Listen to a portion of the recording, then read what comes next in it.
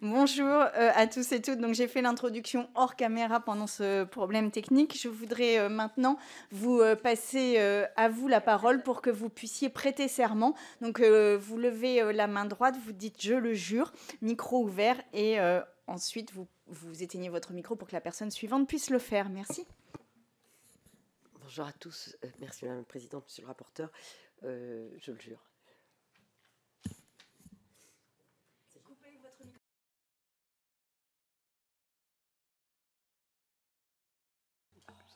Je le jure. Je le jure. Je le jure. Merci beaucoup à vous. Je vous propose de vous laisser la parole pour un propos liminaire.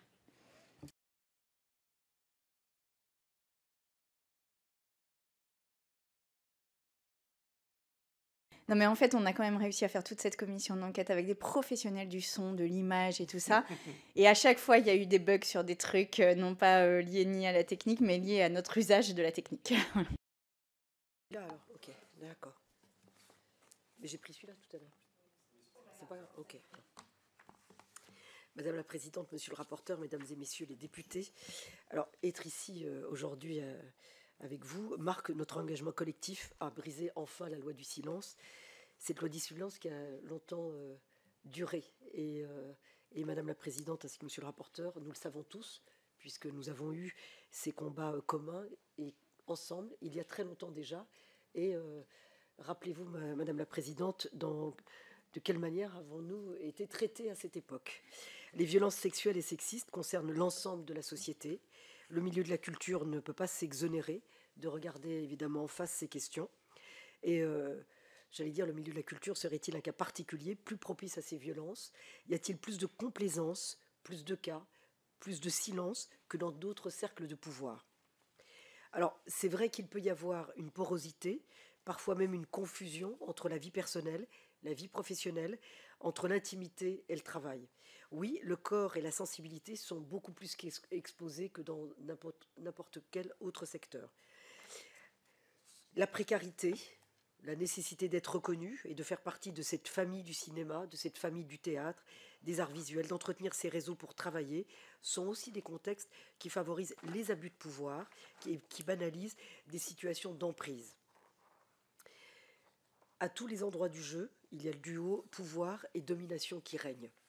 Et puis il est courant de trouver des excuses. On va dire c'est la pression du tournage, la pression des répétitions, le pot de première qui dérape, le travail en nocturne, les tournées, les tournages qui obligent à découcher et qui offrent des occasions, je cite le mot entre guillemets.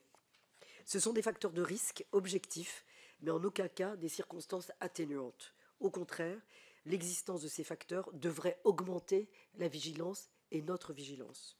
Ce contexte a toujours existé, mais ça n'a jamais été dénoncé avec cette force, puisque pendant des années, on a détourné le regard. Mais est-ce si différent dans d'autres cercles, que ce soit la sphère politique, le secteur médical, le secteur de la justice, que je connais bien aussi? Rappelons-nous des propos entendus au sujet de l'affaire dite DSK. Il s'agissait pour certains, et évidemment de ce milieu, d'une affaire de troussage de domestiques. Cette formule m'avait fortement choqué à cette époque. Elle avait été dite sur un plateau de télévision sans que ça n'indigne personne. La différence peut-être, c'est la notoriété des personnalités du monde du spectacle qui attire l'attention de la société dans son ensemble. Il y a un effet de loupe indiscutable et le décalage qui apparaît brutalement entre les faits révélés et les valeurs progressistes affichées par les intéressés ou dans leurs œuvres. Par ailleurs, en ce qui concerne les faits les plus anciens, force est de constater qu'ils étaient accueillis très différemment par la société de l'époque. Il en demeure pas moins qu'ils étaient dans les années 70 et 80 parfaitement condamnables. Parce que j'entends dire souvent sur ce type de faits, pour excuser les faits anciens, en disant « mais c'était une autre époque et un autre contexte ». Est-ce qu'à cette époque, le viol, les agressions sexuelles étaient pénalement réprimées? Oui, c'était dans le code pénal. Mais on a laissé les tribunes prospérer, on a laissé les faits prospérer, on les a non seulement expliqués, on les a parfois excusés, pour ne pas dire encouragés. Alors pour moi, on ne peut pas se contenter de dire, évidemment, c'était une autre époque. Qu'est-ce qui a paralysé l'action publique? Qu'est-ce qui a bloqué l'appareil d'État? Et à tous les niveaux. Qu'est-ce qui a fait qu'on a collectivement détourné le regard? Pardonnez-moi, mais je vais faire juste une petite parenthèse. Pendant très longtemps, par exemple, les violences conjugales ou les violences intrafamiliales, on avait mis un déterminisme. On considérait que c'était que pour une certaine catégorie sociale. Parce qu'évidemment, ces milieux-là, il y a un contrôle social. Donc c'est plus facile, évidemment, de détecter ou des violences ou des abus. Évidemment, les autres milieux plus protégés, plus de l'entre-soi, j'allais dire un club, c'est plus difficile de le détecter. Mais il n'y a pas de déterminisme dans les violences sexuelles ou les violences conjugales. Alors je vous interpelle aussi en tant que parlementaire et politique. Vous avez une responsabilité sur la législation notamment, la responsabilité sur ce sujet de violences sexistes et sexuelles, et plus encore à l'égard des mineurs. Cette responsabilité, elle est globale. Et donc chacun doit prendre ses responsabilités. L'affaire Weinstein, portée par le mouvement MeToo, a marqué un point de bascule dans le milieu du cinéma et très vite dans tous les secteurs du spectacle, de la musique et de la création. Dans son ensemble, le secteur de la culture a non seulement été entendu, mais écouté, on a écouté les voix qui se sont exprimées sur ces violences dans la foulée du mouvement MeToo. Mais si je puis me permettre une remarque aussi personnelle, ce mouvement MeToo, il a été dénoncé, j'allais dire, par une certaine catégorie sociale. Je pense que si ça avait été une autre classe sociale, je pense que ce mouvement n'aurait pas eu le succès, j'allais dire malheureusement, qu'il a eu aujourd'hui. Il était temps que cette prise de conscience ait lieu, car je l'ai dit, le contraste entre les valeurs défendues par la profession et certains comportements que l'on pouvait y observer devenait intolérable pour la société dans son ensemble, qui, entre-temps, avait opéré sa mue. Alors, c'est vrai que je ne vais pas revenir ici. Tous ceux qui m'ont précédé, je pense, vous ont dit beaucoup a été fait, on a des dispositifs, on commence à être efficace. Moi, je pense qu'on n'est jamais, c'est jamais terminé. Et donc, il faut rester vigilant. Et évidemment, il faut améliorer les dispositifs pour ne pas dire les reprendre et encore une fois, les amplifier. La lutte contre les violences sexistes et sexuelles reste un combat mené collectivement, en responsabilité. Et nous sommes au début d'un processus, car je pense que beaucoup de femmes et de mineurs se taisent encore. Il ne faut pas se contenter d'afficher un volontariat de façade. Il faut surtout écouter attentivement, former, agir sur tous les plans, car les mécanismes à l'œuvre semblent encore résister. Lorsqu'on entend « tout le monde est engagé », on pourrait en fait ajouter « plus ou moins ». Certains préféreraient d'ailleurs qu'on n'aille pas trop loin. Les secteurs de la culture ont longtemps considéré qu'ils étaient exemplaires sur ces questions de violences sexistes et sexuelles, tout comme ils pensaient l'être sur la parité par ailleurs. Il faut être vigilant, ne pas se contenter de déclarations d'intention pour se donner bonne conscience. Les chiffres, vous les avez, et je ne vais pas revenir dessus. Vous me direz que les chiffres augmentent, c'est vrai, mais c'est aussi la preuve que les actions menées aussi portent leurs fruits. La parole se libère, ces chiffres vont continuer d'augmenter, forcément en acceptant de regarder en face la réalité, d'entendre les victimes, parce que de plus en plus de cas vont sortir. C'est sans doute un long processus qui permettra à la parole des victimes d'être crédibilisée, c'est tout aussi l'enjeu. Processus qui doit passer par l'installation de la confiance, mais aussi de la détermination à briser la loi du silence, qu'on soit d'ailleurs victime ou simple témoin. Cette peur de parler, cette crainte du stigmate qui nourrit une loi du silence, pèse aussi sur les épaules des victimes, elle est tout simplement insupportable. C'est pour répondre à la nécessité d'un espace dit sécure, les safe space, que la FESAC et les 5 confédérations syndicales du secteur ont porté cette initiative de cellules d'écoute, d'ailleurs portée par l'organisme Audience, qui a été créé en 2020 par les partenaires sociaux, avec le soutien d'ailleurs financier du ministère de la Culture. Cette cellule et cette initiative met à disposition un accompagnement juridique, psychologique, via une ligne téléphonique dédiée, et le ministère a immédiatement saisi cette proposition consensuelle qui a été portée par les partenaires sociaux. Alors la parole se libère progressivement, et les demandes d'accompagnement d'ailleurs se multiplient. Pardon, je suis pas contagieuse, mais c'est pas agréable pour les voisins d'ailleurs. Depuis la création de la cellule en 2020, aujourd'hui, nous avons 290 personnes qui ont été accompagnées, soit par un psychologue clinicien, soit par un avocat, soit conjointement par 2 spécialistes.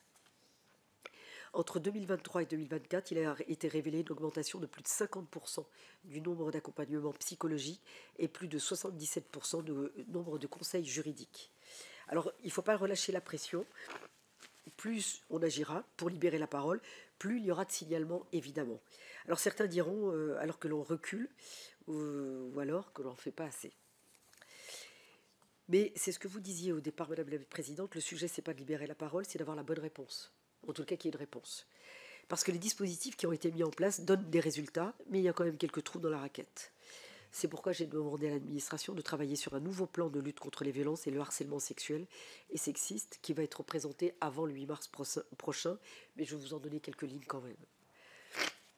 Pardon, je suis désolée.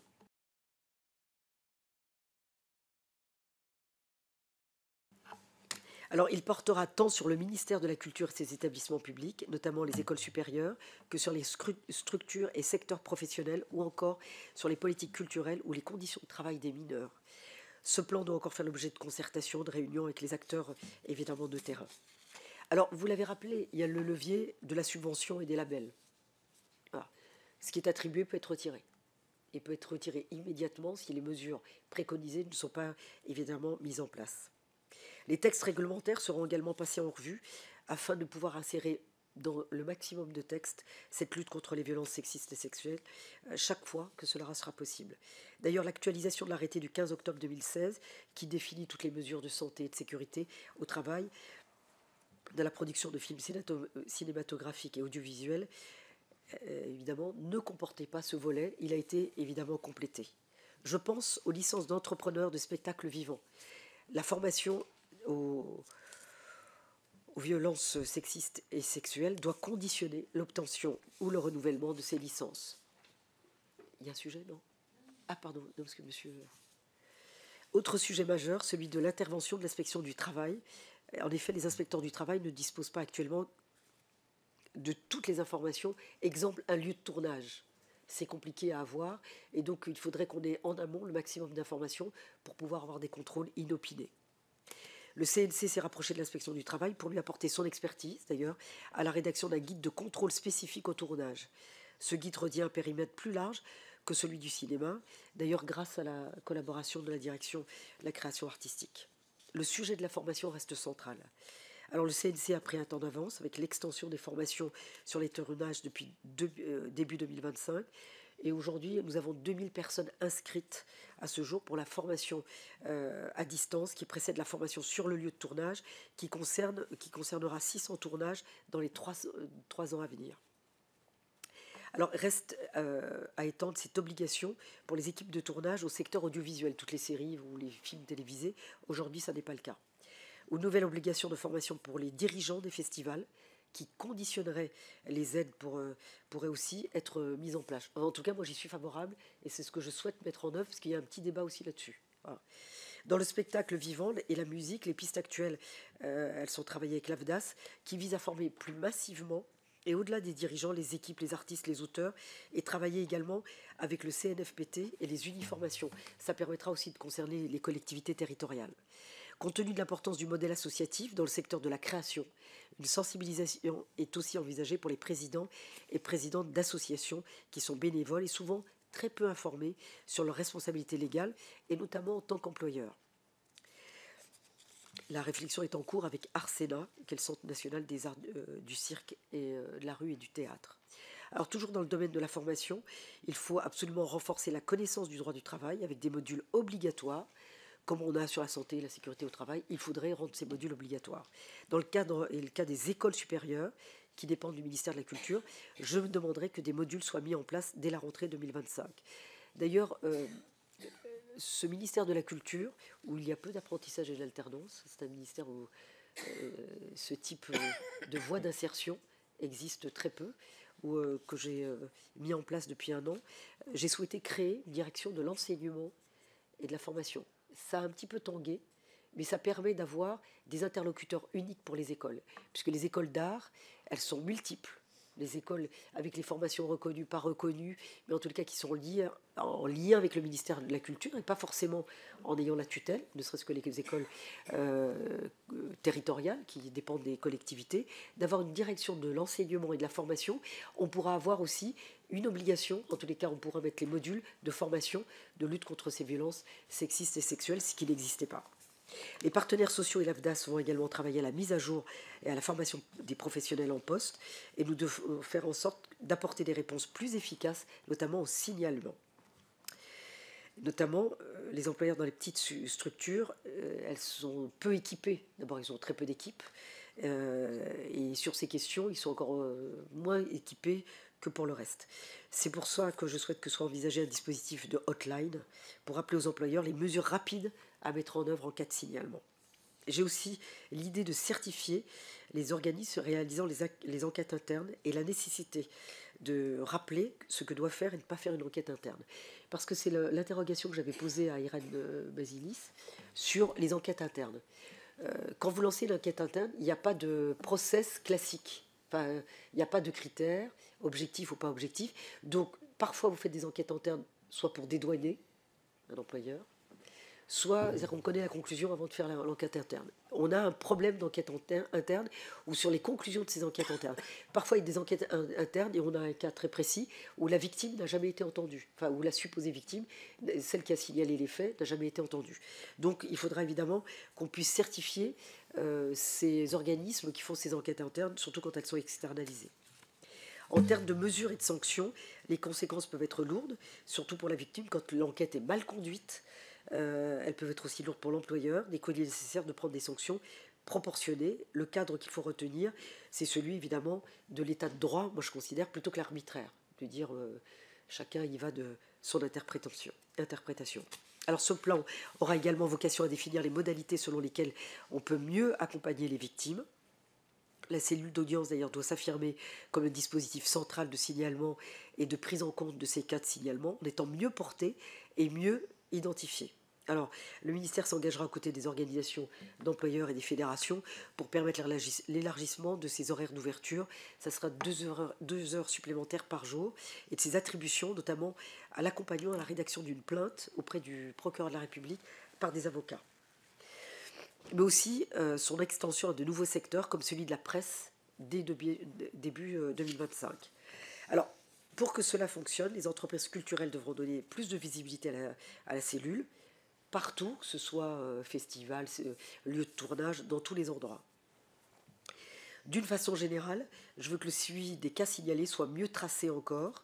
C'est pourquoi, au sein du même ministère de la Culture, je vais demander le renforcement du dispositif spécifique de suivi. Et j'ai demandé aussi au secrétaire général du ministère de me faire une proposition de cellule qui pourrait se réunir mensuellement pour assurer un suivi des cas signalés au sein des services et des établissements publics rattachés au ministère. Je m'explique. Aujourd'hui, j'ai demandé par exemple le nombre de signalements. On n'a pas. Il faut aller faire la collecte des informations. Je n'ai pas une centralisation des signalements. Je n'ai pas une centralisation des articles 40.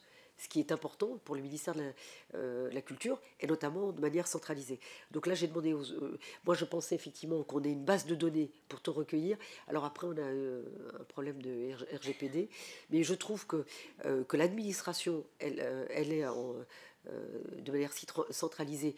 Les signalements qui ne sont pas forcément de l'article 40, mais au moins d'avoir un signalement, ça permet de gérer une situation. Et sur les articles 40, pour pouvoir avoir un suivi, notamment sur les procédures qui seront en cours. Alors, chaque fois cela s'avère nécessaire, le ministère sera aux côtés des victimes, en procédant soit un signalement auprès du procureur, notamment dans le cadre de l'article 40. Alors, aujourd'hui, depuis mon arrivée à la tête du ministère, 4 articles 40 ont été déposés. Parce que je les ai demandés, en fait, là, si on ne les avait pas, donc 4 articles 40, moi ça me paraît peu, mais bon, voilà.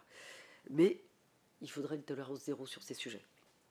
Parce que sur les articles 40, ce qu'il faut savoir, c'est que souvent on dit ça peut s'arranger. Mais il y a des affaires qui. Enfin, il faut que la justice s'en empare.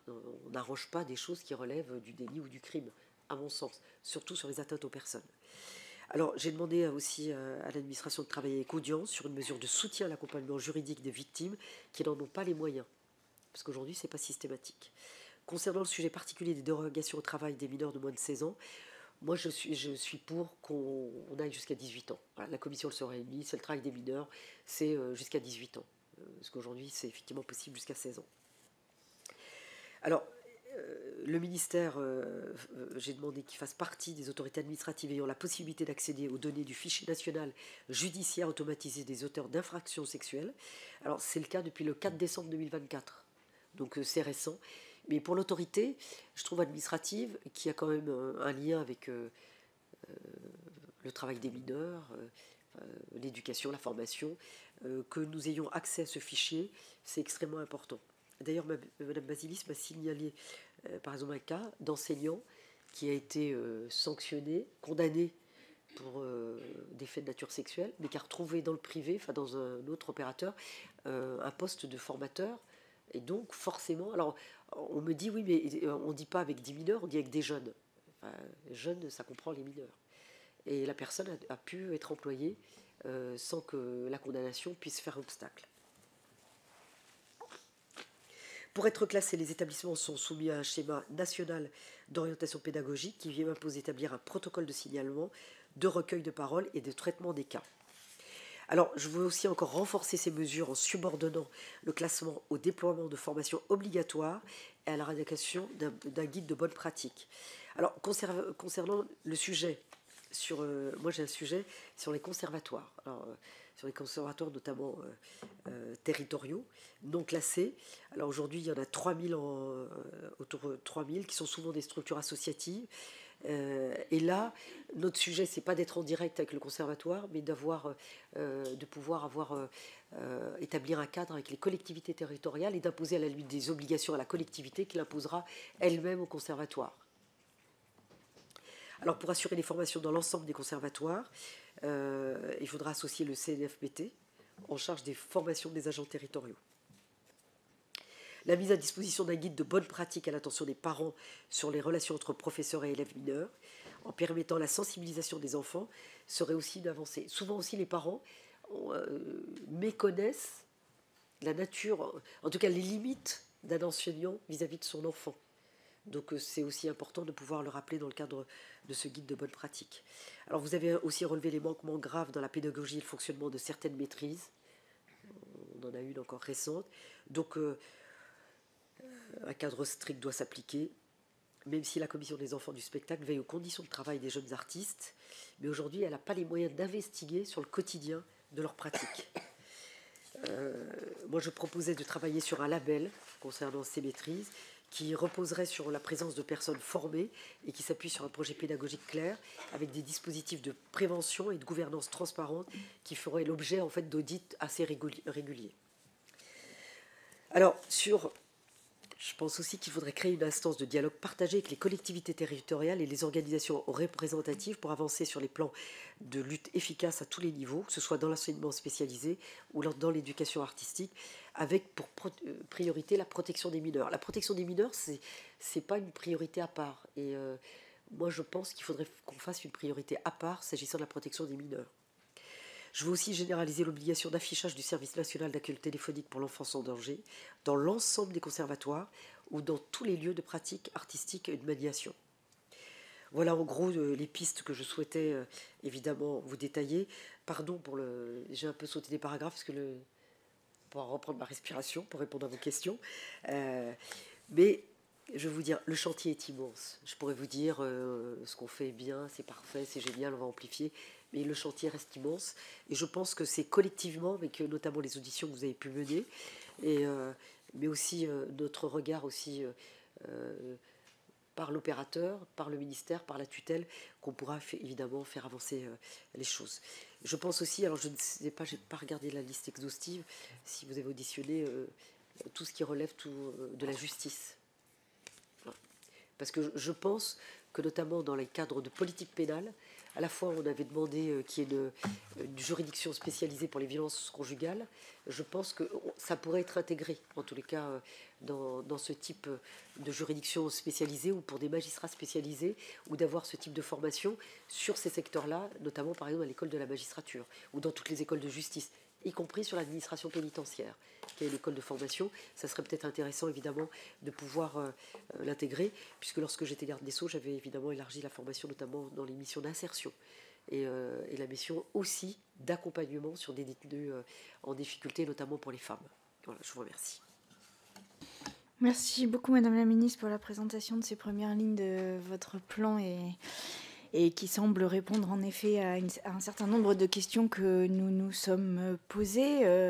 Je vais donner la parole au rapporteur, mais il apparaît assez clairement dans nos auditions que le ministère, et nous en avons déjà échangé, a mis en place des dispositifs réels, et peu de ministères en réalité sont allés aussi loin dans la volonté de s'attaquer à cela, mais pour autant il y a encore des points de blocage, et les témoignages dont nous avons été témoins ici dans cette commission montrent quand même un décalage réel entre les dispositifs qui sont mis en place et qui sont réellement mis en place, et la réalité des violences que subissent les victimes, qui sont nombreuses, récurrentes, et qui semblent quand même rester systémiques dans le domaine. Donc ça, j'imagine que nous allons en parler, parce qu'en effet c'est une difficulté à laquelle vous êtes sans doute confronté. Monsieur le rapporteur. Merci Madame la Présidente. Alors, avec satisfaction, on constate que nos auditions ont visiblement été très suivies par vos services, parce qu'on voit que les points se convergent et les propositions convergent. On a plusieurs axes de travail qui vont dans le sens de ce que vous avez dit, et on a un certain nombre de questions. D'abord, vous avez commencé par dire que sur la question des chiffres, c'est qu'on avait les chiffres. Et puis après, vous avez dit aussi qu'on manque de données. Donc ça, c'est un premier point qui est un point un peu transversal. Il nous semble qu'il manque une grande étude de victimation pour faire un bilan, un état des lieux aujourd'hui qui permettrait ensuite peut-être régulièrement d'être mis à jour, et puis d'avoir quelque chose qu'on pourrait appeler un baromètre qui permettrait de voir les évolutions, les avancées. Vous avez raison, Madame la Ministre, quand vous dites qu'on va avoir un moment où on aura sans doute plus de cas malgré tout ce qu'on est en train de faire. Tout simplement parce que des souvenirs vont se réveiller chez certaines personnes, et la libération de la parole permettra à ces personnes de parler. Et je crois que c'est tant mieux, et il faudra les accompagner. Sur l'accompagnement, j'ai une première question sur audience, mais je crois que vous semblez aller dans ce sens également. Aujourd'hui, audience, ce qui nous a été dit, c'est qu'ils recueillent beaucoup de témoignages, et qu'ils ont parfois des difficultés, non pas à vous les remonter, mais les personnes qui ont témoigner ne savent pas exactement qu'est-ce qui se passe après avec ces témoignages. Et ça peut créer parfois une certaine souffrance de se dire j'ai parlé, mais qu'est-ce que ça devient? Alors nous, on a quand même constaté que ils nous l'ont dit aujourd'hui, ils ne peuvent pas porter plainte à la place de la personne. Et c'est tout à fait logique. Alors, est-ce qu'on pourrait imaginer, et les acteurs, enfin quand je dis les acteurs, l'écosystème est prêt à se poser cette question et à peut-être mieux cotiser et à payer plus pour audience, imaginez qu'il y ait quelque chose qui ressemble à une assistance juridique qui puisse accompagner les personnes victimes dans leur démarche. Mais je crois que vous avez quelque chose dans ce que vous nous avez proposé qui va dans le même sens. Sur audience, aujourd'hui, les témoignages sont anonymes, mais parfois ils citent des lieux.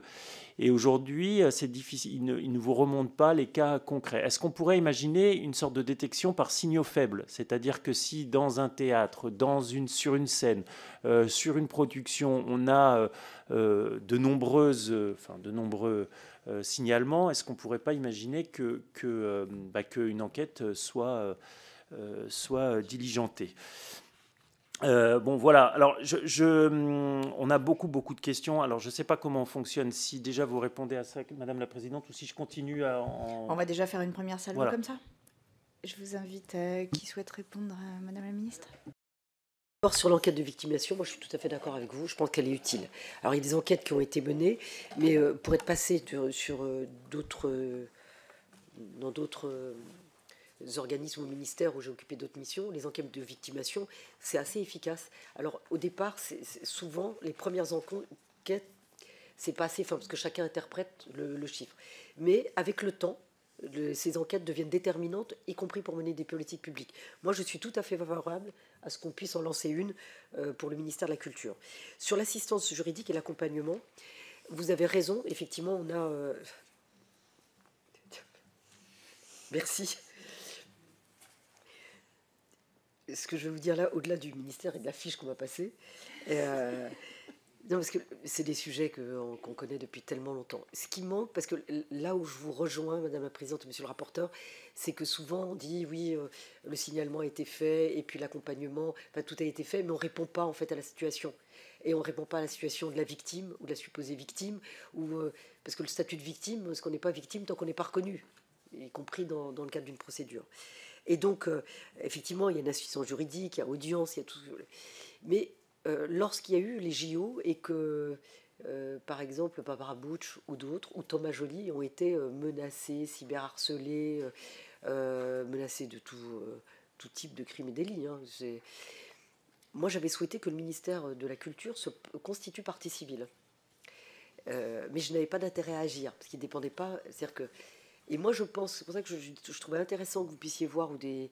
Enfin, c'est peut-être déjà fait, hein, parce que je n'ai pas vu. Moi, je pense qu'il y aurait quelque chose un petit peu à déverrouiller, parce que sinon, on sera toujours... Moi, je vais vous dire oui pour l'accompagnement, d'élargir la mission d'audience. Je vais vous dire oui, mais moi, je vais vous dire, à force de déléguer à des cabinets de conseil, c'est bien, mais moi, je trouve que l'administration, elle a aussi, l'État, une responsabilité. Moi, il y a des gens qui ne croient pas à l'État, moi, je crois à un État fort. Voilà. Et notamment dans ce type de sujet. Moi, je serais assez favorable de revoir les critères d'intérêt à agir. Parce que la limite, est-ce qu'on n'a pas... est-ce que j'aurais pas pu... moi, je sais qu'il y a dans les équipes d'artistes lors de JO que j'ai reçu tous ceux qui ont été menacés, tous ceux qui ont été attaqués ou cyberharcelés. Il y en a beaucoup qui n'ont pas voulu, qui ont dit « Ah, non, j'ai pas envie ». Ou « J'ai pas envie de me retrouver... c'est comme... j'ai pas envie de me retrouver en face de l'auteur ». Donc, ils ne lancent pas la procédure. En tous les cas, il n'y a pas... Donc, l'accompagnement, je suis d'accord avec vous, on peut l'étendre, on peut élargir le marché, d'ailleurs, parce que c'est dans le cadre de marché qu'on peut attribuer ces accompagnements. Mais moi, je pense que le critère de se constituer quand une personne ne le souhaite pas, moi, ou qu'elle a peur, je trouve que c'est aussi un moyen qu'on pourrait avoir, une piste qu'on pourrait explorer, de dire est-ce que les critères d'intérêt à agir, on l'a vu pour le domaine environnemental, où ça a été un peu élargi, on l'a vu, parce que j'avais lancé ça, j'avais mis en place pour les femmes victimes de violences et qui ne peuvent pas récupérer leur pension alimentaire, parce qu'elles ne veulent pas aller assigner l'ex-conjoint, donc lui il est tranquille et puis plus rien. Et donc j'avais créé effectivement... ce qu'on a appelé à l'époque le SARVI, qui a été amélioré depuis, c'est de dire c'est l'État qui se retourne contre la personne et puis on laisse tranquille évidemment la victime à laquelle on la rétablit dans ses droits.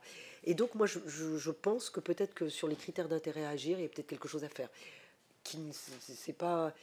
C'était pas proposé par le ministère, mais moi je pense que plus largement, les critères d'intérêt à agir pour certaines victimes, pour certaines qualifications, on pourrait peut-être l'élargir. Pour le reste, sur l'accompagnement, le financement, moi, je suis totalement favorable. D'ailleurs, on le fait. On a une situation, par exemple, où des femmes ont été victimes d'agressions sexuelles. Et elles ont été reconnues comme telles, puisque une condamnation est intervenue. Mais comme elles ne faisaient pas partie du ministère de la Culture, mais que la personne qui a commis les faits était agent du ministère de la Culture, et qu'il a utilisé sa fonction au ministère de la Culture pour les faire venir, pour pouvoir commettre son délit ou son crime.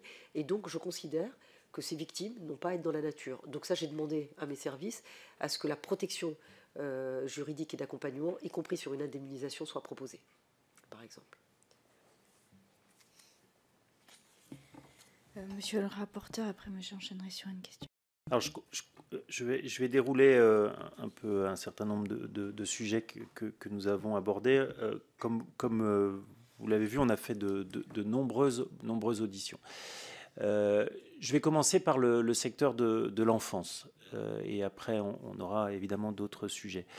Le secteur de l'enfance, sachant qu'il y a plusieurs niveaux. Il y a le niveau des enfants qui se produisent sur scène ou sur des films, enfin qui font du spectacle, et puis il y a la formation des enfants et leur accompagnement dans leur pratique culturelle.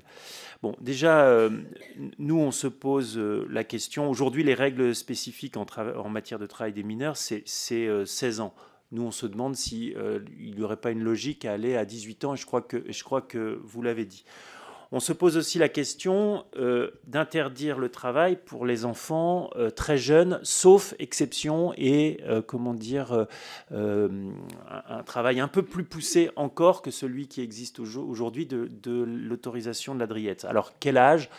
Peut-être 7 ans, qui est l'âge de raison, pourrait être un âge. Alors, sachant que la présidente et moi-même, on ne souhaite pas vraiment non plus interdire la présence d'enfants dans les spectacles parce que ça peut avoir, ou dans les films, parce que ça peut évidemment avoir quand même un intérêt. Alors, aujourd'hui, sur ces enfants qui tournent les spectacles, on proposerait bien de rendre obligatoire un rapport de fin de tournage par le responsable enfant qui a maintenant été mis obligatoire. Alors, fin de tournage quand c'est un film, mais fin de tournée ou fin de représentation, évidemment, quand c'est du spectacle, de la danse, du spectacle vivant, de la danse ou du théâtre. Ça nous permettrait, il me semble, d'avoir un suivi de ces enfants et puis surtout de mieux contrôler. Parce qu'on l'a vu, il y a des enfants qui partent en spectacle.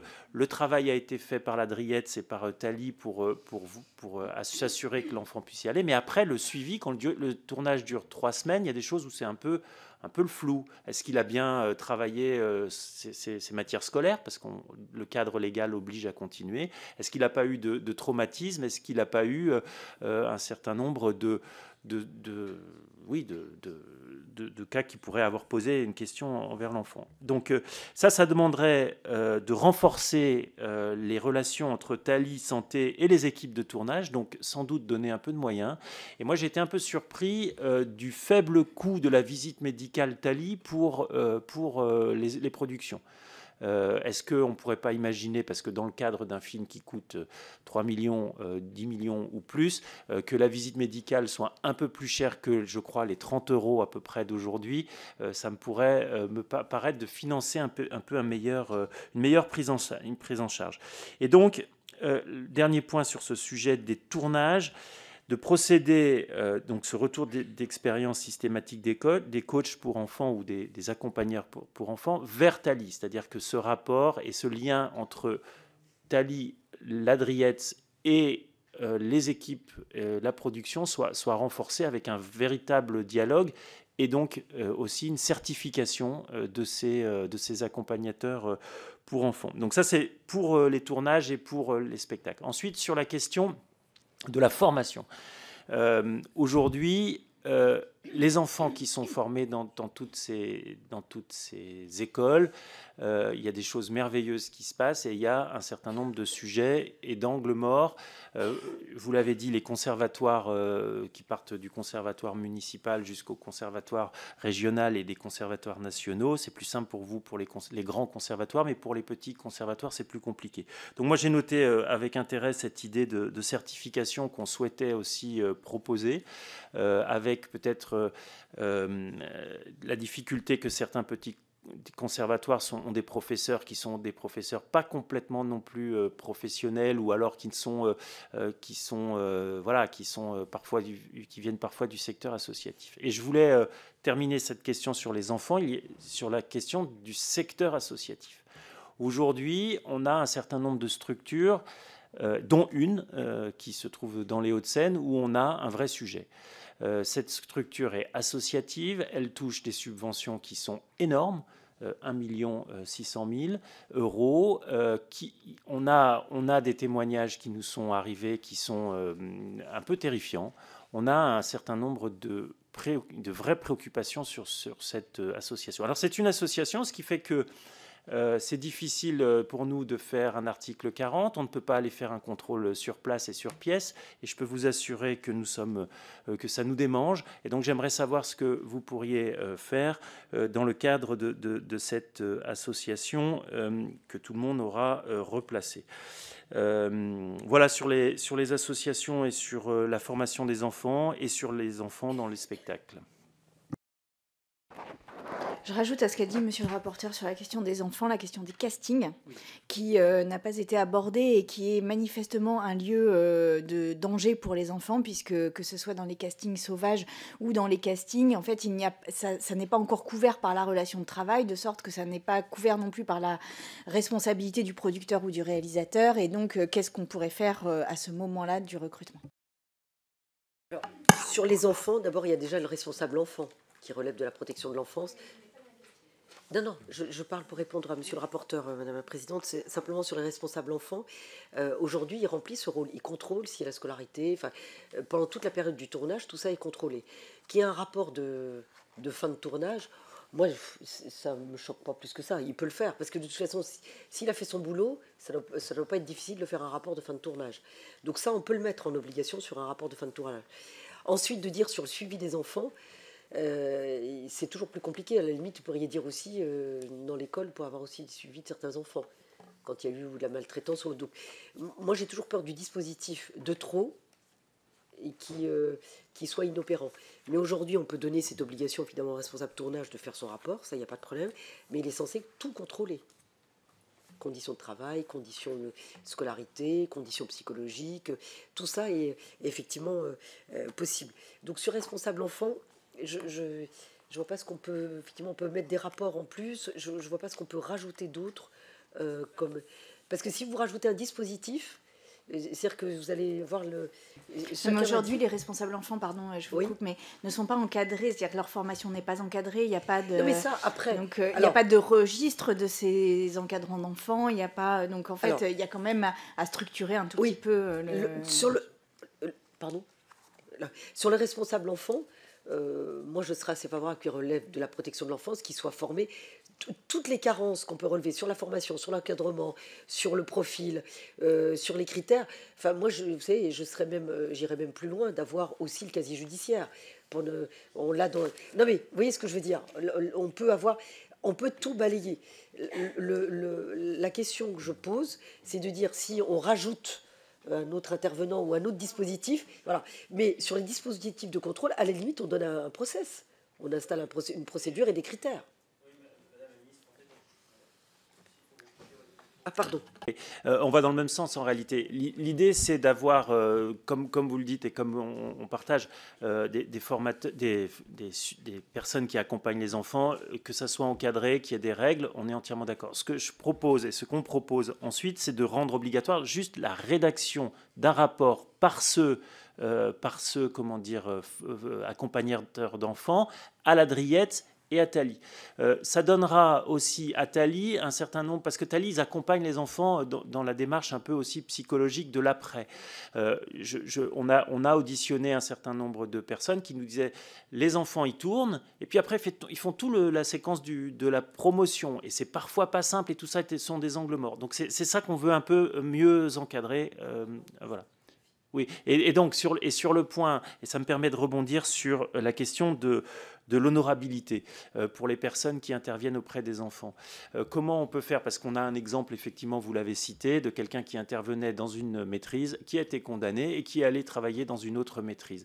Et les dirigeants, qui sont parfois associatifs d'ailleurs, qui sont parfois des bénévoles, sont très démunis pour contrôler l'honorabilité de ces personnes. Alors est-ce qu'on ne pourrait pas imaginer permettre la consultation du B2, par exemple, avec encadrement, peut-être on peut imaginer aussi les services préfectoraux qui, une demande du président de l'association qui demande aux services préfectoraux, est-ce que cette personne, je peux avoir des certitudes sur son honorabilité, ou enfin au moins un faisceau d'indices, et puis les services de la préfecture lui rendent ce rapport. Est-ce que c'est quelque chose sur lequel on pourrait imaginer? Parce que juste, on voit bien dans le monde du sport, les associations qui accueillent des enfants, elles sont agréées par leur fédération, et les fédérations chapeautent tout ça. Aujourd'hui, dans le monde des associations culturelles, c'est parfois un peu plus compliqué, et on a le même risque, évidemment, que dans le sport.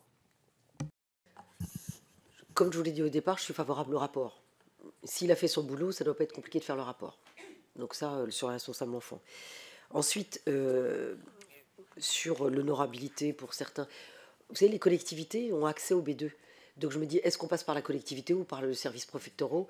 C'est comme les agréments qu'on peut avoir pour les sociétés de sécurité.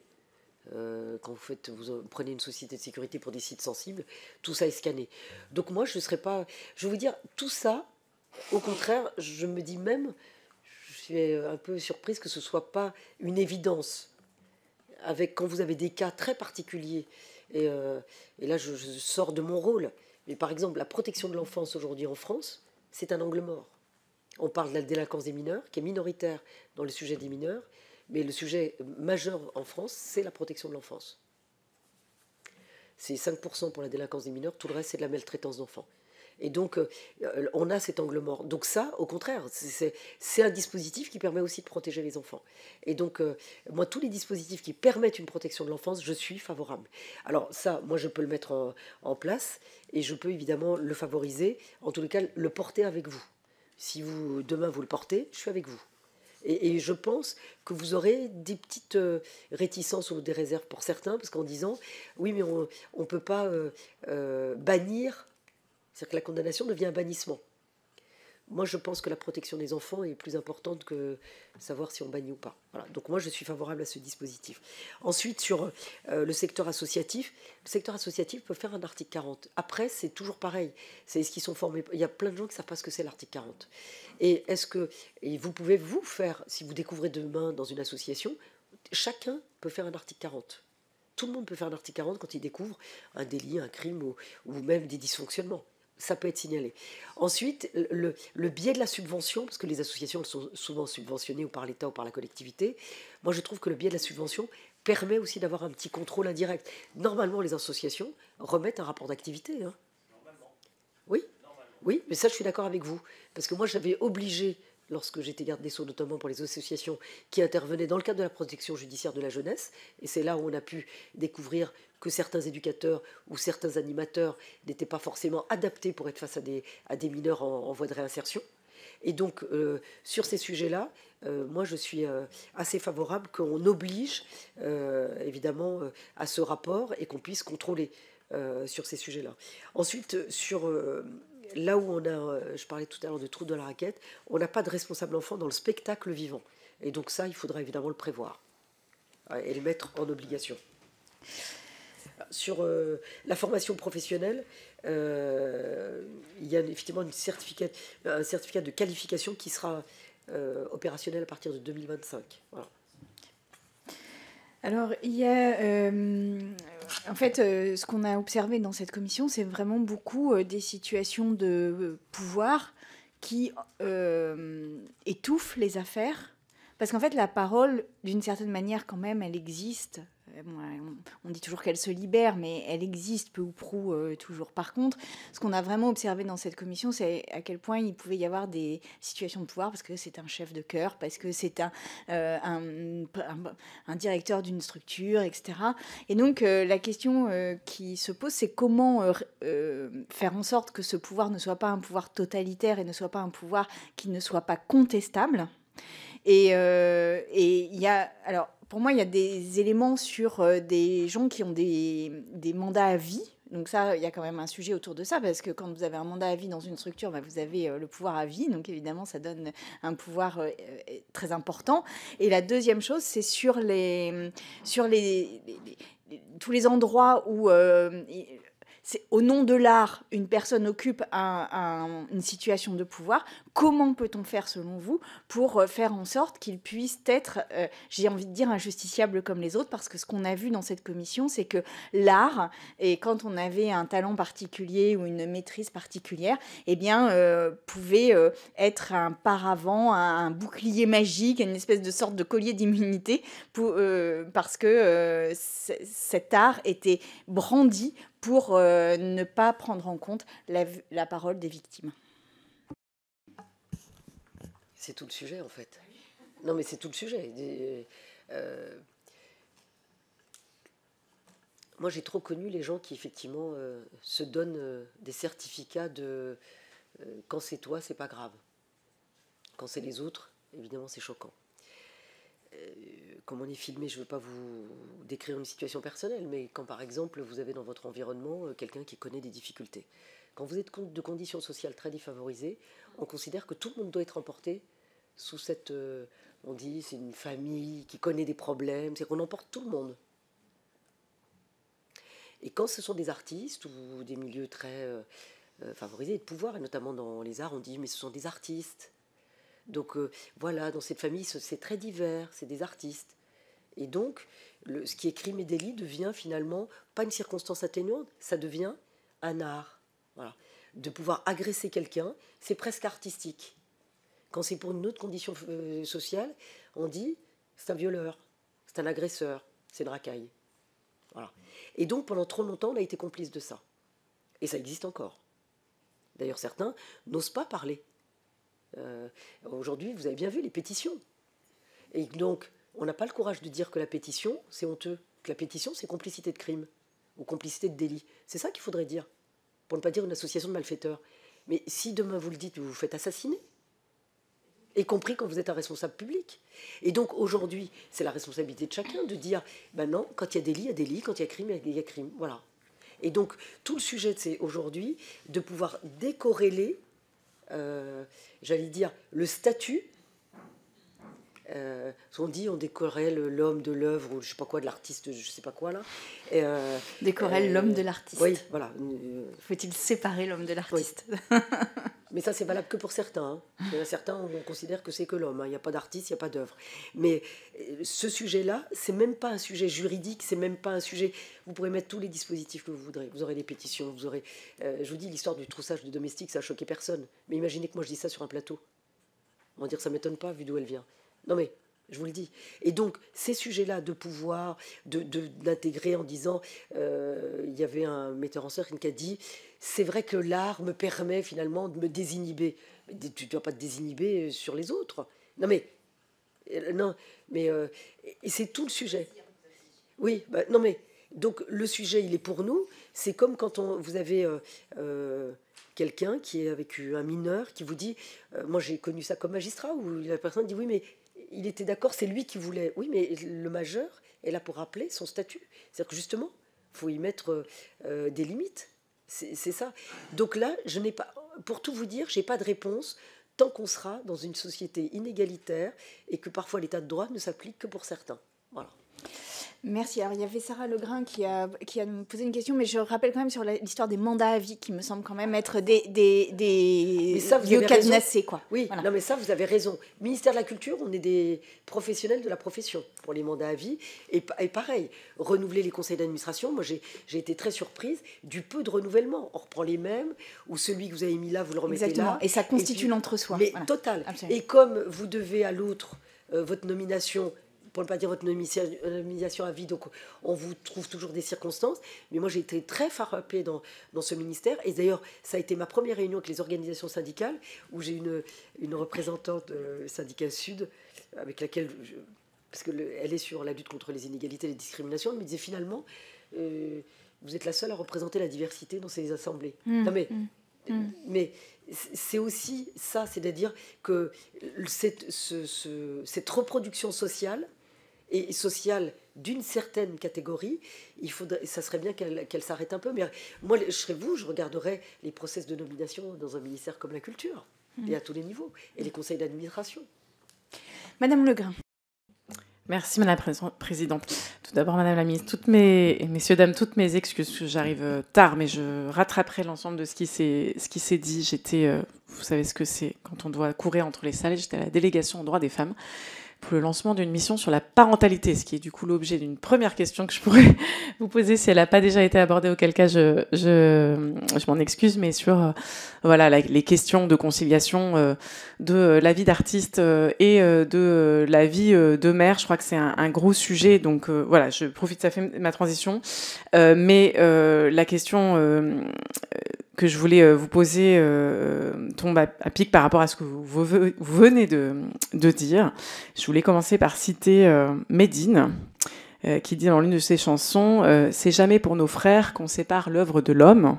Allez-vous traiter MHD comme vous avez traité Kanta ?» Et je crois que ça fait écho un petit peu à ce que vous venez de dire, et c'est ce que je voulais mentionner, c'est la question du croisement des violences et des discriminations qu'on a essayé de creuser au sein de cette commission. C'est le fait qu'il y a les violences sexistes et sexuelles, on en a croisé énormément.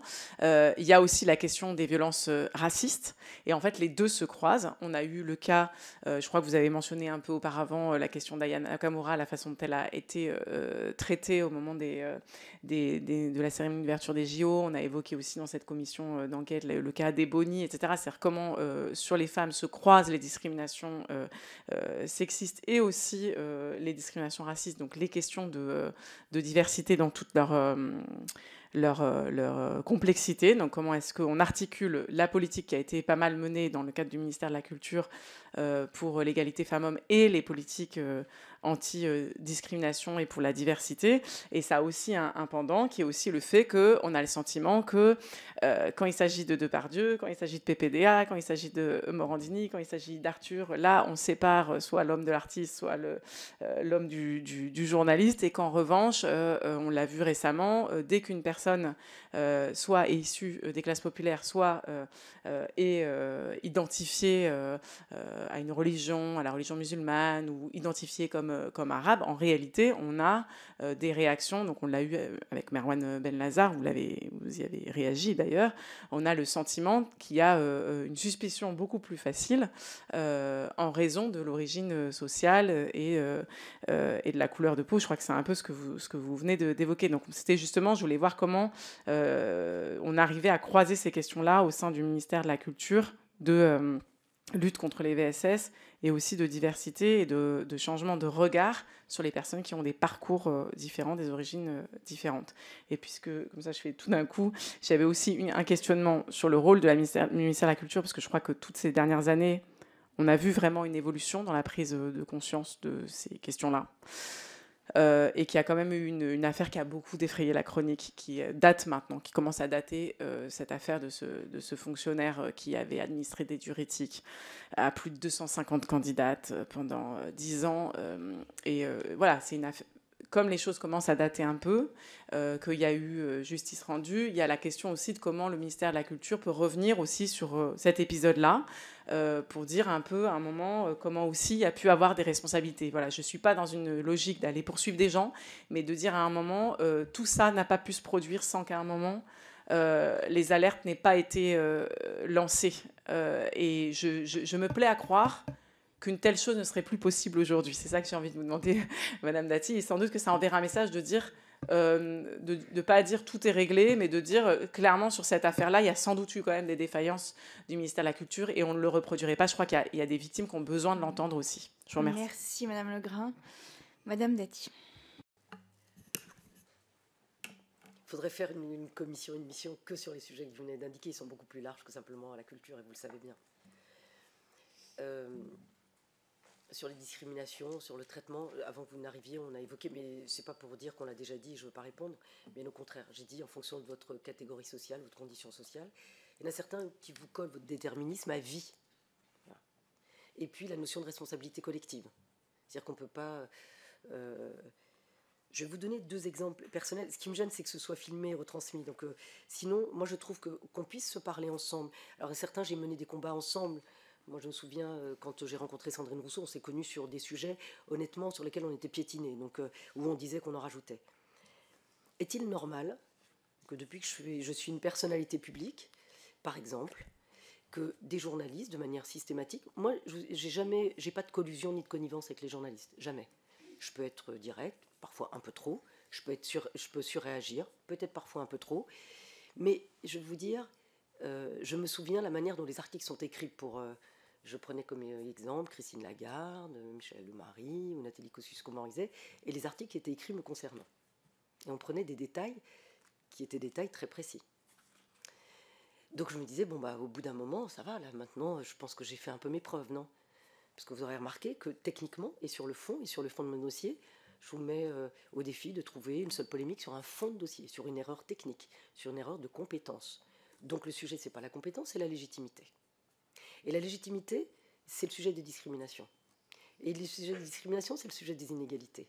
Mais quand encore récemment, j'ai découvert que des journalistes ont sous-traité auprès d'autres journalistes et qui sont allés voir un de mes frères et un de mes cousins qui connaissent des difficultés, en disant, on vous paye si vous pouviez témoigner contre Rachida Dati, puisqu'on est en train de faire un documentaire. Est-ce que c'est normal ? Est-ce qu'on le fait pour quelqu'un d'autre ? Est-ce que c'est normal que je bataille pour que ma fille ne soit pas ennuyée sur son environnement, qui elle voit, où elle voit ? Est-ce que c'est normal que les journalistes vont au Maroc ou en Algérie pour bien voir quelle est ma vraie vie ? Comme si... Alors moi j'ai dit, au bout d'un moment, je vais créer une légende. je pense que, voilà, je vais créer des choses. Donc ce que vous dites sur le traitement, c'est valable pour les femmes politiques en particulier et pour une certaine catégorie. Voilà la réalité des choses. Donc ce que vous dites est une réalité, de dire quand vous prenez MHD ou Quanta ou autre, c'est vrai. Mais quand vous dites PPDA, je pense que nous sommes nombreux à avoir dit, quand c'est crime, c'est crime. Mais vous avez par ailleurs certains qui vous disent, c'était le contexte, c'est ce que je disais au départ, mais le contexte, même il y a 20 ans, le viol était réprimé, l'agression sexuelle a été réprimée, mais pourquoi à ce moment-là on n'a pas de signalement? On vous dit, la justice peut s'auto-saisir sur les crimes et les délits. Elle aurait pu le faire dans les années 80, puisque c'était connu, il y a des choses qui étaient connues. Alors on va vous dire, c'était connu que par certains. Ben, c'était connu par ceux qui ont le pouvoir. Donc, et je vais vous dire, c'est là où mon combat continuera. Je m'en fiche, j'en suis plus à ça près. Je dis simplement, après, il y a des dégâts collatéraux sur vos proches. Mais il faut continuer parce que c'est pas gagné. Parce que ce que vous dites, malgré tous les dispositifs qu'on met en œuvre, ça n'est pas gagné. Et donc, le sujet de l'honorabilité, c'est le sujet de la réhabilitation. Est-ce que quelqu'un qui est condamné définitivement, est-ce qu'il a le droit de revenir à son métier premier? Je trouve que sur le domaine culturel et le spectacle, effectivement, c'est un sujet, un débat qu'on a eu avec Christopher Miles, de dire, à la limite, j'ai purgé ma peine, j'ai le droit de revenir, puisque je n'ai pas d'interdiction. Personne ne m'interdit de refaire le métier qui m'a peut-être conduit à commettre un crime ou un délit. Mais là où m'a convaincu d'ailleurs Christopher Miles, c'est de dire, quand on est un acteur culturel et ces acteurs culturels vous font la leçon, donnent la leçon matin, midi et soir, y compris sur l'exemplarité. Est-ce qu'au moment donné, si vous êtes condamné, est-ce que cette exemplarité ne vous oblige pas finalement à ne plus faire ce qui vous a exposé, ce qui vous a rendu connu, et ça a été l'outil, j'allais dire l'arme par destination, pour commettre ce que vous avez fait. C'est tout le débat qu'on a. Voilà. Moi, je suis là-dessus très ouverte à tout, et je ne suis pas binaire, mais là où je vous rejoins, et là où c'est le sujet, et c'est curieux parce que il y a très peu de personnes qui s'intéressent à ça. La condition, le déterminisme, les discriminations, je vois monsieur Raphaël Arnaud qui est là. Hier, quand je réponds à la question d'actualité, vous me ramenez à des sujets qui ne sont pas les mêmes.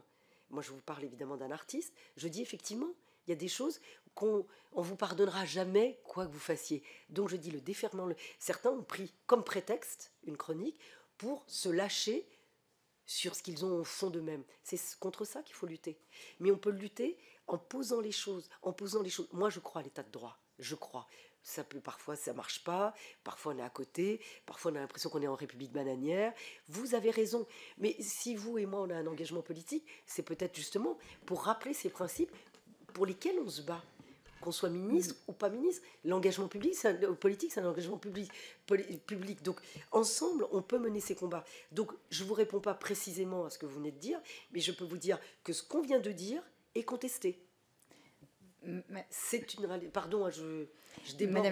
Oui, parce que maintenant, à la tête du ministère de la Culture, vous pouvez changer les choses. Et c'est là la question qui vous est posée, c'est-à-dire qu'est-ce que concrètement, puisque vous avez cette conscience des rapports de classe, des rapports racistes, des rapports sexistes, enfin d'à peu près tous les rapports sociaux qui se retrouvent de la même manière dans le ministère de la Culture, vous avez la possibilité d'agir contre un entre-soi, contre des positions de pouvoir, etc. Et ça, j'imagine que monsieur le rapporteur va vous poser des questions là-dessus et je compléterai s'il en manque. Oui, merci. Non, juste Madame Legrain, la situation particulière de l'agent du ministère de la Culture, il y avait des victimes qui n'étaient pas du ministère de la Culture, parce qu'il les a reçues en se servant de sa fonction, je l'ai indiqué tout à l'heure. J'ai décidé non seulement qu'il y ait une prise en charge et une indemnisation qu'on va leur proposer. Et ce sont des victimes qui n'ont rien à voir avec le ministère de la Culture. Voilà. Oui, merci Madame la Présidente. Pour rebondir et ça va faire la transition vers les sujets qu'on a encore à aborder, c'est la question de l'origine dans le monde de la culture est particulièrement importante. Il y a l'origine du pays, de son origine ethnique parfois, mais il y a aussi l'origine provinciale. C'est un vrai sujet. Voilà, on a un certain nombre on voit bien que parfois, dans certains milieux, le monde de la culture est assez parisien. Et que y rentrer, être un insider dans ce milieu, c'est pas toujours facile. Et donc à ce propos, et première question rapide sur la formation, on a rencontré les équipes de l'école Rognoni à Paris, dans le 5e, qui est une école, alors c'est plutôt éducation nationale, mais qui est une école qui a moyen constant, permet à des enfants de faire leur parcours scolaire avec réussite et en même temps leurs activités artistiques et les endroits, les lieux où ils ont où ils sont performants pour les matières sportives et doués pour les matières culturelles. Est-ce que vous ne pensez pas qu'on pourrait imaginer que ces collèges se développent partout en France? C'est-à-dire qu'aujourd'hui, il n'y en a qu'à Paris. Alors, je vous laisserai le temps de réfléchir à ça, parce que c'est aussi une question éducation nationale. Mais avant, je voulais qu'on continue nos interrogations. On a été extrêmement frappés dans les auditions que nous avons eues, en particulier sur les techniciens, techniciennes, les jeunes acteurs, jeunes actrices, mais aussi sur un certain nombre de comédiennes et actrices qu'on va dire très installées, que l'on a auditionné à huis clos. On a été très surpris déjà d'un sexisme extrêmement présent, extrêmement existant, massif dans ce milieu, mais qui souvent était, et c'est pour ça que les formations, et on a assisté aux premières formations que fait le CNC sur les équipes de tournage, et on voit que ça va plutôt dans le bon sens, mais ce sexisme, il est hyper présent. Et à côté de ce sexisme très présent, on a aussi non pas un mépris, mais une méconnaissance des règles élémentaires du droit du travail. Évidemment sur ces questions de violence morale, sexiste et sexuelle, mais aussi sur quelque chose qui est acté, que parfois la mise en danger, la mise dans des situations dangereuses pour faire la belle image, pour faire le bon moment, voilà. Donc on a quand même vu que la connaissance du droit du travail est extrêmement insuffisante. Alors est-ce que l'on ne pourrait pas le renforcer dans les écoles qui sont les écoles de la République et les écoles publiques d'art, de toutes ces écoles-là, par des vrais modules sur le droit du travail et sur le droit en général? C'est un premier point. Et ensuite, est-ce que tout au cours dans ces formations qui sont les formations qui sont mises en place, rappeler aussi un certain nombre de ces règles. Est-ce que vous pensez aussi qu'on pourrait imaginer on a un CCHCT aujourd'hui dans le cinéma et l'audiovisuel, peut-être qu'on pourrait les renforcer. Ça, Madame la Présidente est très persuadée de cela. Et ouais.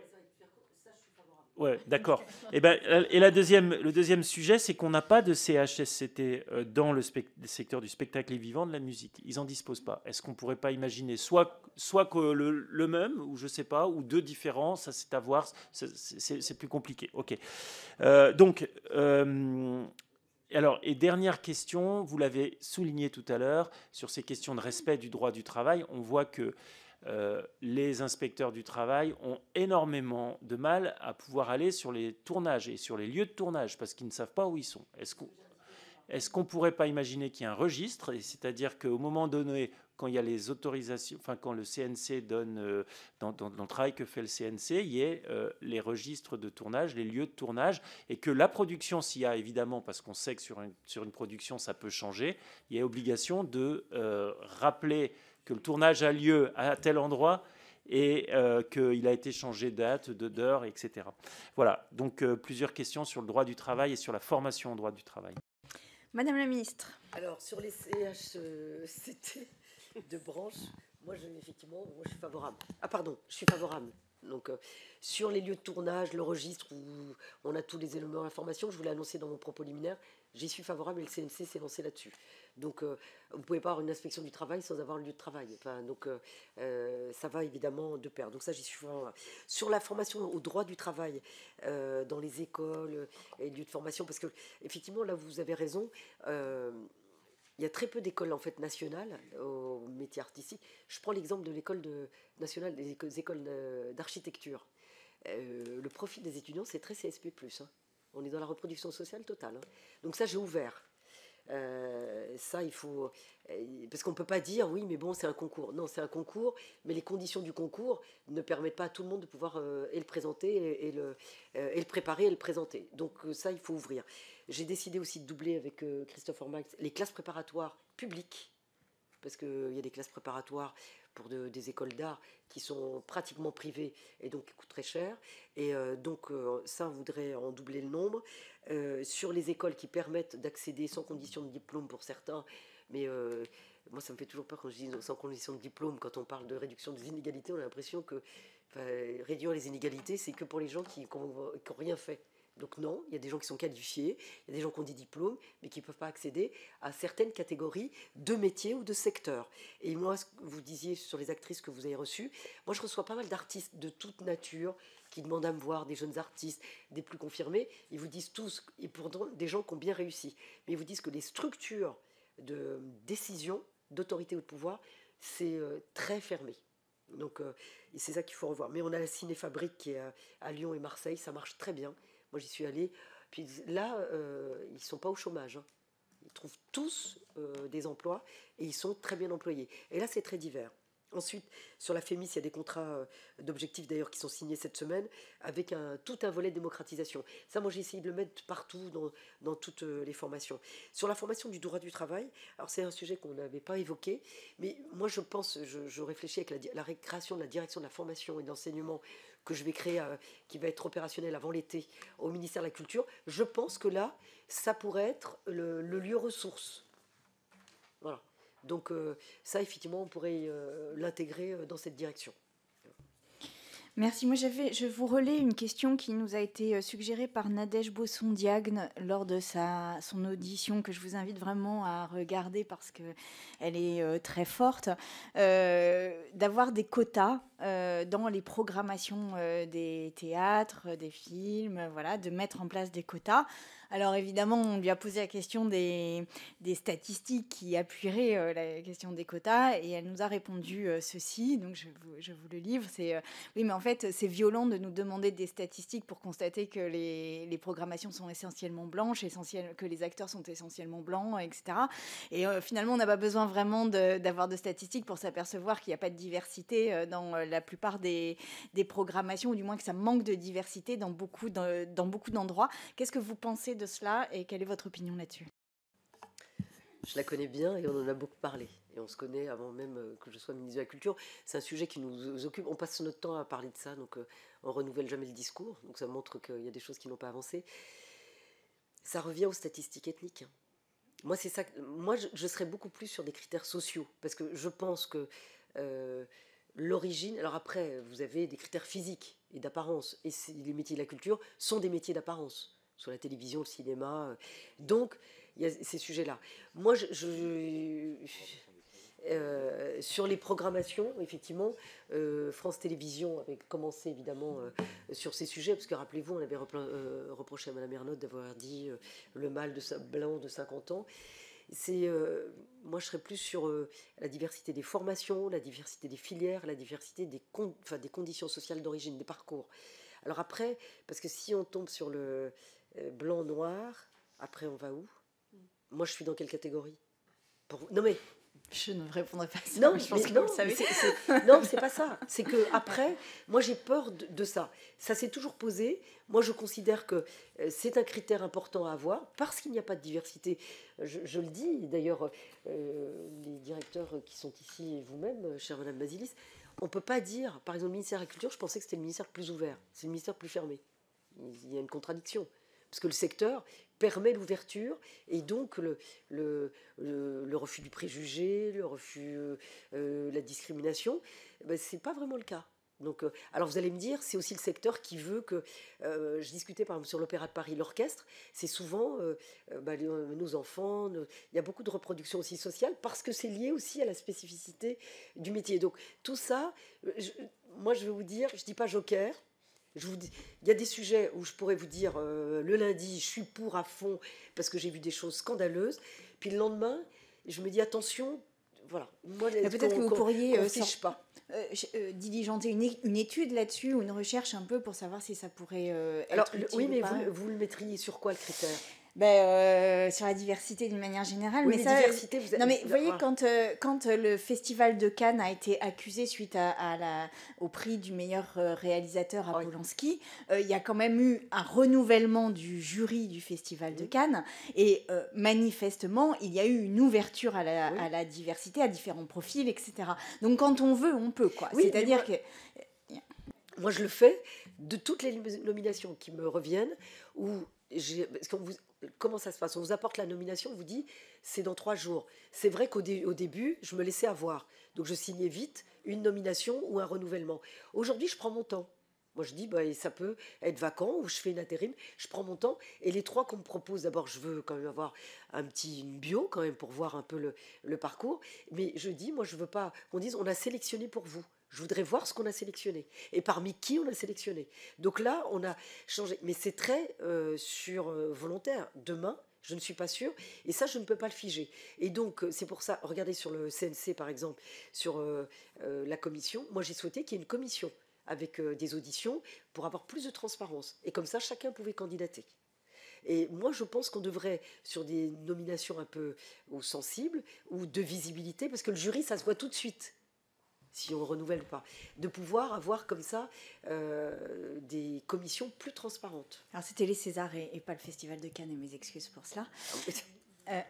Mais après, oui, parce que sur le CNC, c'est assez contradictoire avec le fait que ce soit votre ancien directeur de cabinet qui Alors moi, je suis super à l'aise. Je vais vous dire, quand il m'a indiqué qu'il voulait... D'abord, il m'a indiqué qu'il souhaitait passer l'audition. D'abord, on était entre la dissolution, la censure, le truc. Et donc, moi, je n'ai pas à entraver des ambitions des uns et des autres. Je trouve qu'en plus, il était jeune, il avait des qualités. Et j'ai souhaité, je n'aurais pas aimé avoir à nommer sans aucune transparence de rien. Parce que j'aurais dit, on me reproche ce que je reproche aux autres. Et donc, ils ont installé une commission, il y a eu des auditions en toute transparence chez Olivier. Et moi, même les membres du jury, je ne m'en suis pas mêlée. Et personne ne peut vous dire que j'ai appelé quelqu'un, que j'ai soutenu quelqu'un, c'est faux. Voilà. Donc après, c'est vrai qu'il y a eu, je crois, qu'une femme ou 2 femmes. C'est vrai que quand il y a des candidatures, les femmes, spontanément, ne se présentent pas. Oui, et d'ailleurs, il y a des universités qui ont fait des dispositifs très intéressants où en fait, ils ouvrent l'appel à candidature et ils ne procèdent au recrutement que quand il y a moitié de femmes dans les candidates et moitié d'hommes. Et en fait, ça donne, c'est en Suisse notamment qu'ils font ça, et ça donne des résultats assez étonnants en matière de recrutement derrière. Monsieur le rapporteur... Je vais vous donner un exemple, justement. Lorsque j'étais garde des Sceaux, c'est vérifiable, c'est statistique.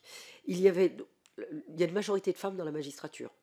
Mais les postes à responsabilité, procureur général, premier président, j'avais 2,5% de femmes. Et donc, j'avais demandé au directeur des services judiciaires de me proposer des noms et des promotions où il y avait des femmes. Et première remarque, on me dit, on vous a mis des femmes et on ne prend pas de risque parce qu'elles sont à 6 mois de la retraite. Donc c'était quand même, il y avait ça. Et la deuxième chose, on me mettait des profils, genre par défaut, il faut vite nommer.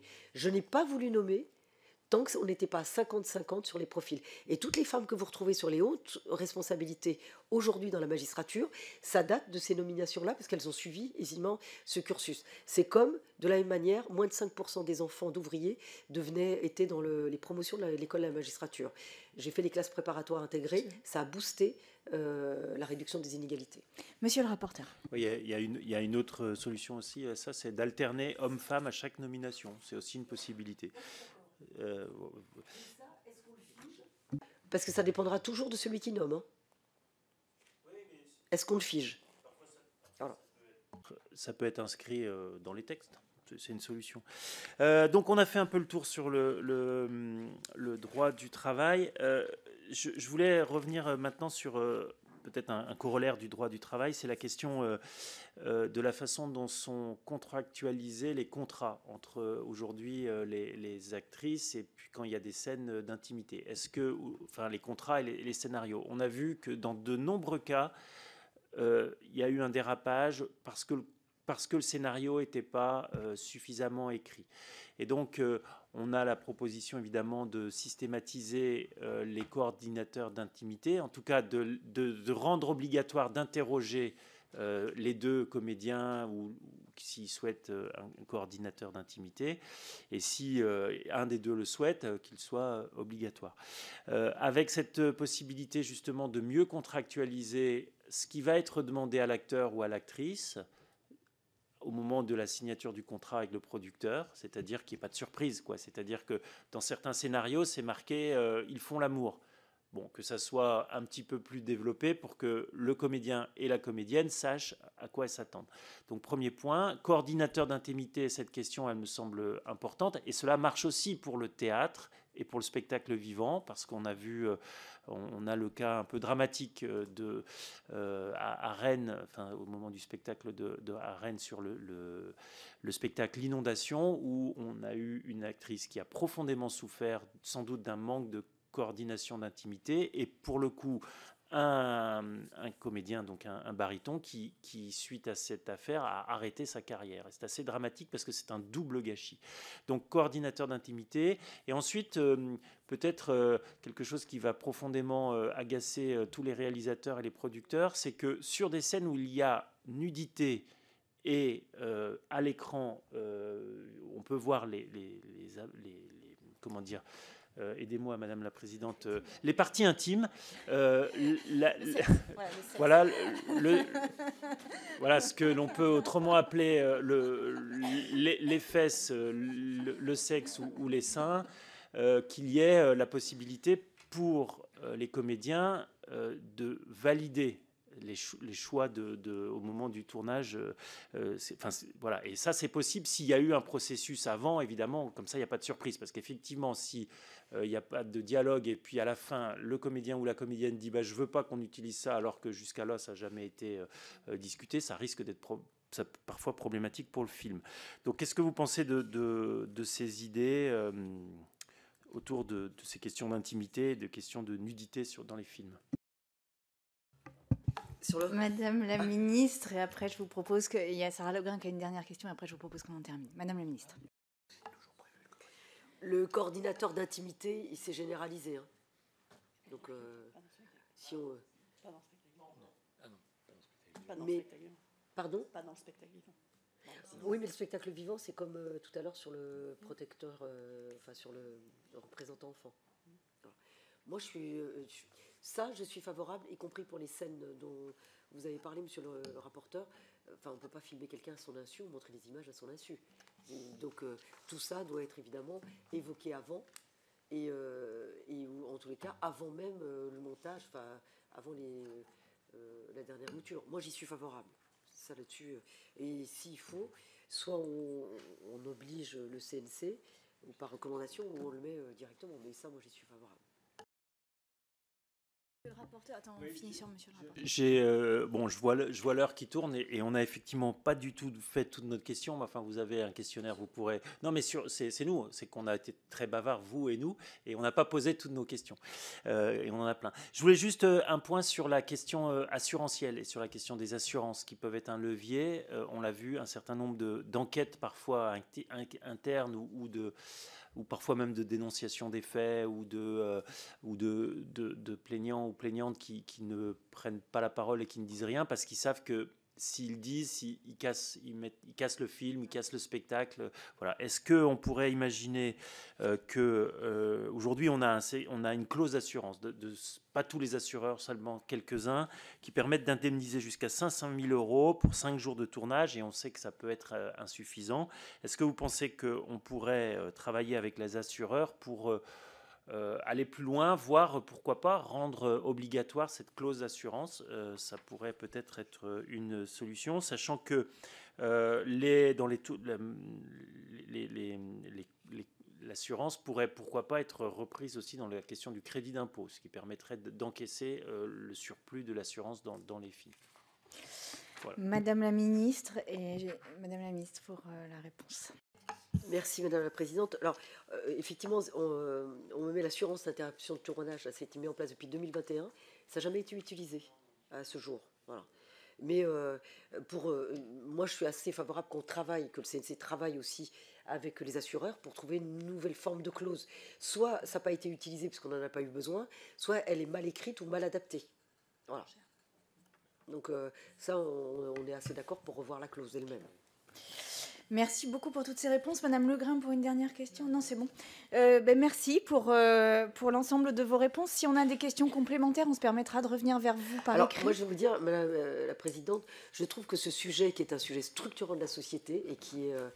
on voit bien avec et l'actualité et tout ce qui se passe. Moi, je suis à votre disposition. Si vous pensez qu'il y a des choses où je dois préciser, vous pouvez m'écrire sans problème. Ou si vous souhaitez évidemment qu'on aille plus loin sur certains aspects ou certains dispositifs, je suis aussi prête à aller plus loin. Ayez en tête que la direction que je crée sur la formation et l'enseignement, peut-être que vous avez des suggestions à faire pour voir comment aussi on peut y mettre, parce que c'est vraiment sur les écoles. Il faut savoir qu'en France, quand je suis arrivée, il n'y a même pas de cartographie des écoles. Et donc, peut-être que vous avez des propositions à faire vis-à-vis des missions de cette direction enseignement-formation. Merci. En tous les cas, on a entendu vos réponses favorables à bien de nos propositions. On en aura sans doute d'autres encore dans le rapport. Et derrière, nous compterons sur vous pour le vote d'une loi cadre sur le sujet. Voilà. Merci beaucoup, Madame la Ministre. Merci, Mesdames et Messieurs. Et à mois d'avril, rendez-vous au mois d'avril pour la publication du rapport.